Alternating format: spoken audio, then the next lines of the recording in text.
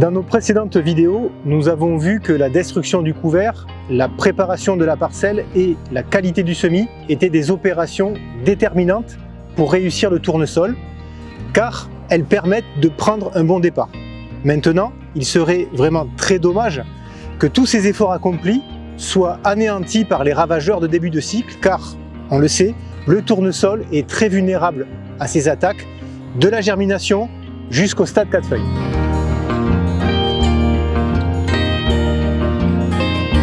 Pour un tournesol implanté après des couverts d'interculture, le ravageur à surveiller de très près, c'est la limace. Les dégâts de limaces peuvent survenir très tôt, dès la germination, donc en situation à risque, c'est-à-dire en sol argileux, si les résidus sont très abondants, avec des températures douces et surtout avec de l'humidité, donc de la pluie, une intervention au moment du semis paraît incontournable, idéalement en positionnant l'anti-limace sur la ligne de semis. Vigilance également si le sillon est mal refermé. La gestion des limaces est délicate, les populations peuvent exploser très rapidement et ça peut être le cas sur une parcelle comme celle-ci qui a porté un couvert hivernal à base de févrole.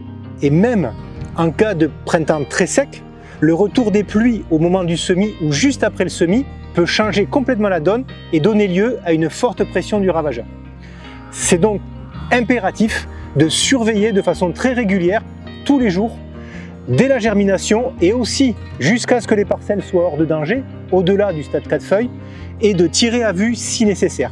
Les limaces sont actives du coucher du soleil jusqu'au tôt le matin. Ce sont les moments propices à privilégier pour réaliser des observations.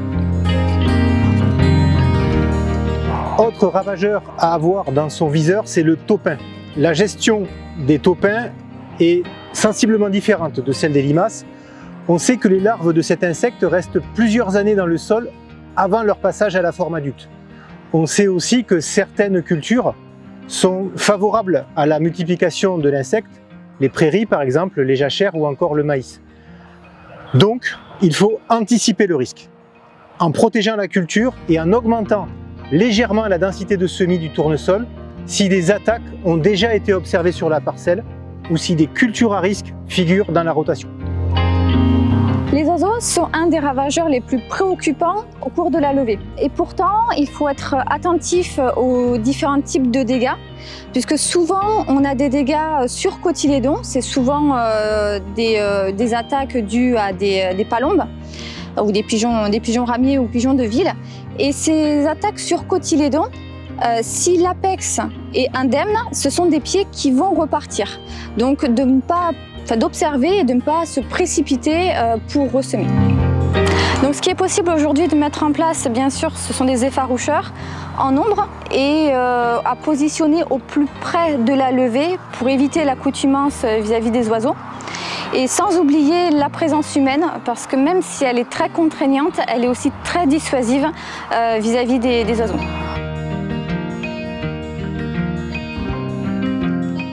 Au stade 4 feuilles qui marque la fin de la levée, un premier bilan du peuplement peut être réalisé. Dans le sud de la France, où la disponibilité estivale de l'eau est souvent contrainte, on va viser un peuplement objectif de 5 pieds par mètre carré.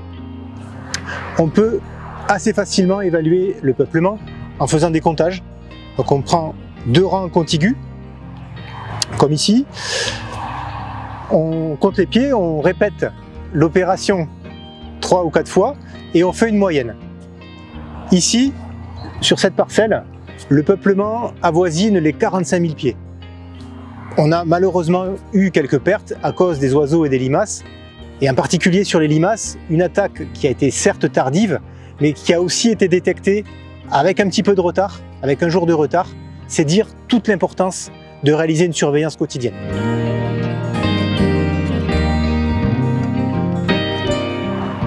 Un autre événement qui peut survenir au printemps, c'est un orage, avec un abat d'eau assez violent. Le risque pour nos sols, c'est l'érosion. L'érosion, c'est la perte de terre fine, c'est l'appauvrissement du capital sol contre lequel il faut absolument lutter. Ce que permettent les couverts, c'est d'avoir une meilleure porosité du sol et donc une meilleure capacité d'infiltration de l'eau.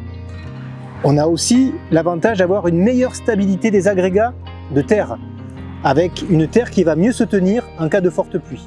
Et on a montré enfin tout l'intérêt, toute l'importance des résidus de couverts, notamment des résidus en surface qui ralentissent le ruissellement et par conséquent l'arrachage de particules de terre et l'érosion.